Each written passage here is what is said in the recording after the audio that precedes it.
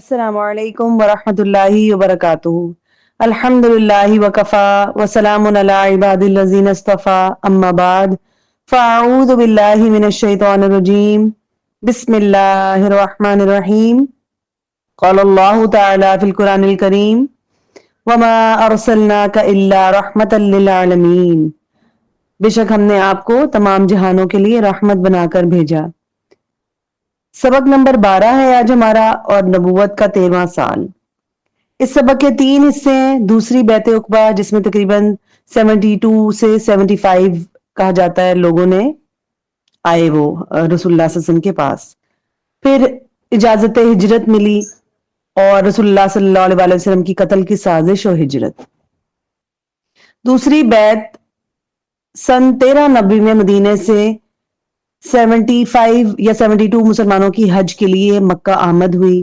آپ صلی اللہ علیہ وآلہ وسلم نے ان سے جن باتوں پر بیعت لی ان میں سے کچھ باتیں: چستی اور سستی ہر حال میں بات سنو گے اور مانو گے، تنگی و خوشحالی ہر حال میں خرچ کرو گے، بھلائی کا حکم دو گے اور برائی سے روکو گے، جب میں تمہارے پاس آؤں تو میری مدد کرو گے، اور جس چیز سے اپنی جان اور اپنے بال بچوں کی حفاظت کرتے ہو اس سے میری بھی حفاظت کرو گے، اور تمہارے لیے جنت ہے۔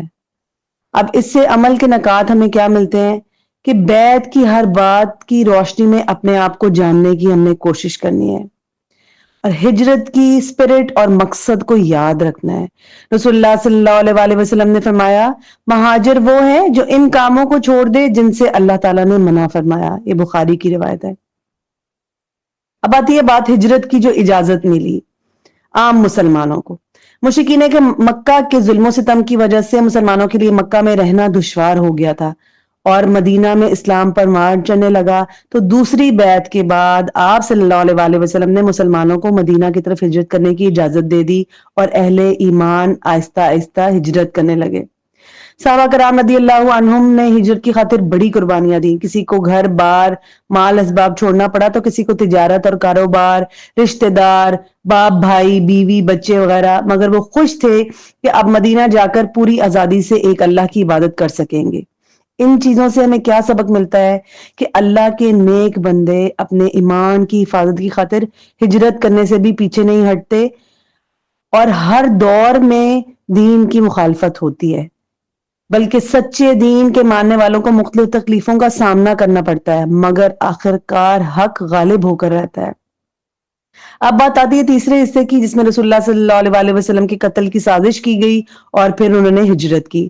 جب مشرکین مکہ نے دیکھا کہ مسلمان مدینہ میں جمع ہونے لگے ہیں تو انہیں ڈر ہوا کہ رسول اللہ صلی اللہ علیہ وآلہ وسلم وہاں جا کر ایک مضبوط جماعت تیار کر لیں گے، اور یہ بات قریش کے لیے بہت بڑا خطرہ ہوگی۔ اس لیے سن 14 نبوی کے شروع میں قریش کے سرداروں نے رسول اللہ صلی اللہ علیہ وآلہ وسلم کو قتل کرنے کا پلان بنایا۔ جب رات ہو گئی ذرا تاریک تو قریش کے 11 لوگوں نے رسول اللہ صلی اللہ علیہ وآلہ وسلم کے گھر کے دروازے پر بیٹھ گئے تاکہ رسول اللہ صلی اللہ علیہ وآلہ وسلم کے سونے کے بعد آپ پر ٹوٹ پڑے۔ اللہ تعالیٰ نے آپ صلی اللہ علیہ وآلہ وسلم کو اس کی خبر دے دی۔ رسول اللہ صلی اللہ علیہ وآلہ وسلم نے ایک مٹھی مٹی لے کر ان لوگوں پر ڈالی، وہ آپ کو دیکھ بھی نہ سکے، اور آپ صلی اللہ علیہ وآلہ وسلم اپنے گھر سے نکل گئے۔ آپ نے سیدھے ابو بکر صدیق رضی اللہ عنہ کے گھر کی طرف رخ کیا اور انہیں ساتھ لے کر غار ثور میں پناہ لی۔ 3 دنوں تک وہیں ٹھہرے رہے، پھر یکم ربیع الاول کو مدینہ کی طرف چل پڑے۔ ان ساری باتوں سے کیا سبق ملتا ہے؟ اسلام کے خلاف ہونے والی چھوٹی بڑی سازشوں سے گھبرانا نہیں ہے، بلکہ اللہ تعالیٰ کی ذات پر ہمیں مکمل اعتماد ہونا چاہیے، اور اسی حساب سے ہم احتیاطی تدابیر اختیار کریں گے۔ مکی دور کے چوتھے دور یعنی سن 11 سے 13 نبوی میں 15 صورتیں نازل ہوئیں، تقریباً 8 پاروں کے برابر، کم از کم 7 سے 14 یاد رکھیے سوائے 10 کے۔ ان پاروں میں دوسری صورتیں بھی ہیں۔ پہلا حصہ پہلے پارے سے لے کر چھٹے پارے تک، دوسرا حصہ 7ویں پارے سے لے کر 16ویں پارے تک، اور یہ ساری جو ہے وہ صورتیں اس وقت نازل ہوئیں۔ اللہ تعالیٰ ہمیں ڈیلی حدیث کو پڑھنے سمجھنے، رسول اللہ صلی اللہ علیہ وآلہ وسلم کی سیرت کو، ان کے واقعات کو اچھی طرح سمجھنے پڑھنے اور یہ محسوس کرنے کہ انہوں نے کیسی کیسی تکلیفیں اور مصائب ہمارے لیے برداشت کیے، اور آخرکار اللہ تعالیٰ نے اسلام کو غالب۔ سبحانک اللہم و بحمدک، نشہد ان لا الہ الا انت، نستغفرک و نتوب الیک۔ السلام علیکم ورحمۃ اللہ وبرکاتہ.